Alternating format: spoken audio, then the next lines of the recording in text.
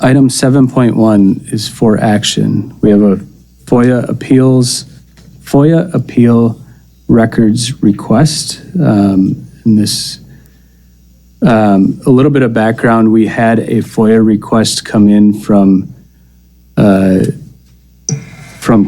opposing counsel to the district for records for our payment records for our attorney's fees.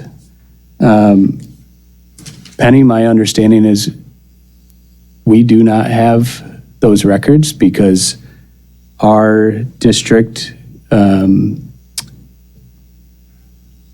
has insurance for these matters, and the insurance company handles all legal fees and legal payments. Is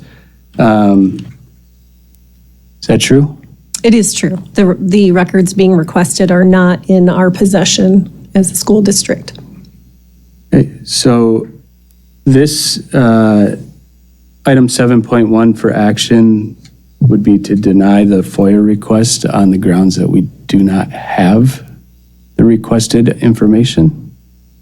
Is there a motion for denying the FOIA appeal record, to deny the FOIA appeals record request?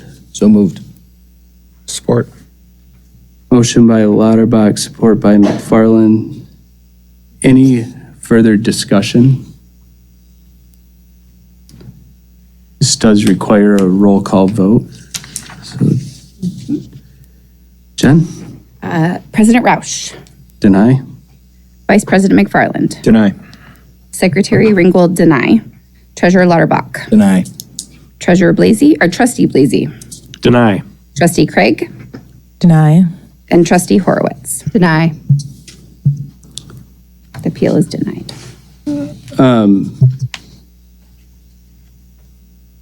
Is there any other, did you want to?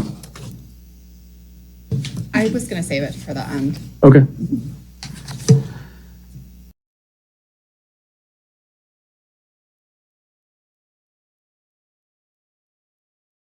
And finally, item number 10, study session discussion, 10.1. Are there any points of clarification or questions from the board? I do have a point for clarification. I think I have to make a motion on this. So I'm going to move to direct our council to produce billing documents that are currently in the sole possession of our council, not in the possession of Midland Public Schools, to opposing counsel in light of the pending litigation. Support.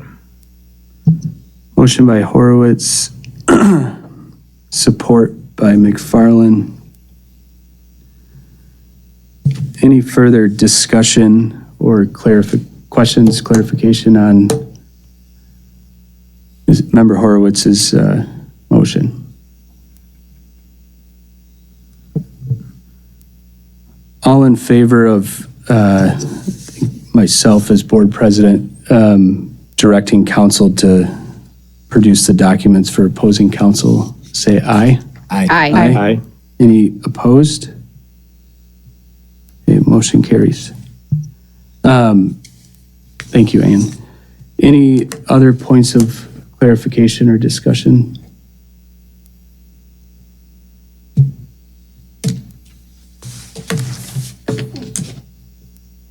Go ahead. Okay. Yeah. So one of the, Mike. One of the things that we have has come up is the cost for board packets and how that cost of producing the documents and going through everything is taken care of, whether by the people who are requesting it or by the district, that cost. And so we just wanted to have a conversation about what that might look like going forward. Yeah, my thought on a board packet, I think producing the board packet ahead of time,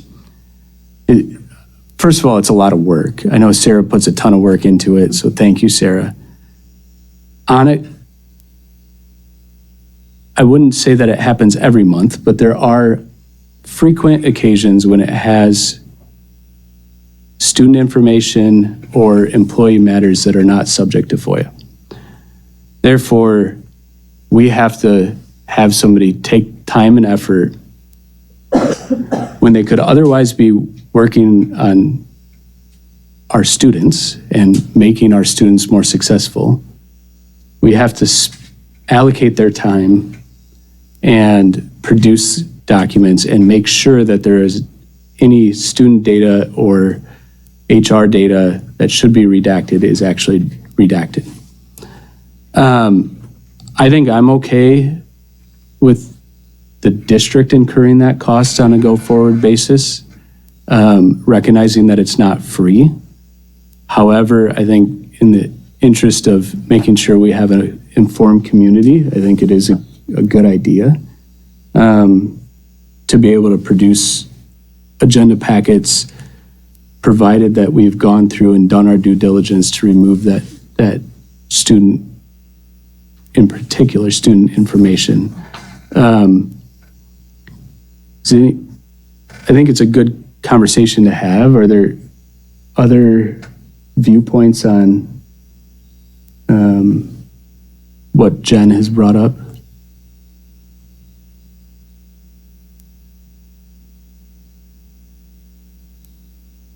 Are people comfortable with the district incurring the cost on a proactive basis? I am. It's a little frustrating that we've been involved in litigation for I don't know how long, over $50 for the board packets. And it's going to be like about as suspenseful as when they opened Al Capone's vault. There's nothing to see there. So, I mean, if anybody wants them that bad, they got to get a hobby. Make them available. Put them up on the website.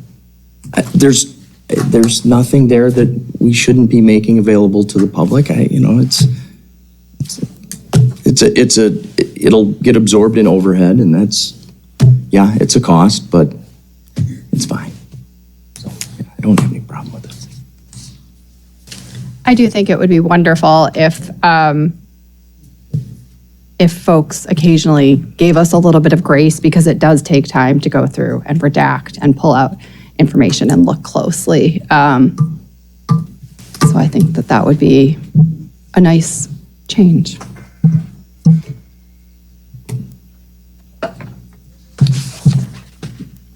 All right. So do we have, I don't want to get too far ahead in this. Mm-hmm.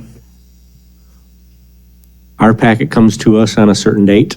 They try, especially when we stack up board meeting on top of board meeting with 3 days apart. Right. What, do we have a goal? Would it be available by Friday? Do we have something that we're going to, do we have to find out what we can do to be able to redact that and have it ready to put onto the webpage? I think that's a great point, and I'd like to work with the team in their workflow. And we have a month now before the next board meeting to assess how that can look. I think there is an expectation, as you're all portraying this, to get that out there in advance of the board meeting. So we would strive to make it public shortly after you all would have your copies of it. And we used to get these on Friday night, a long time ago, for our use and purpose, because it was so much to put together. Yeah. So it's not a small task, but I'm all for putting it up there, and it'd be great. And it does just want to be recognized that it doesn't come without a bunch of extra work that we need to put into it. Sorry. I don't. Thank you. Penny, I don't think this needs a vote. Would it? I don't think it requires board action either, but just hearing the general consensus from the board is enough to give us direction to take action on this.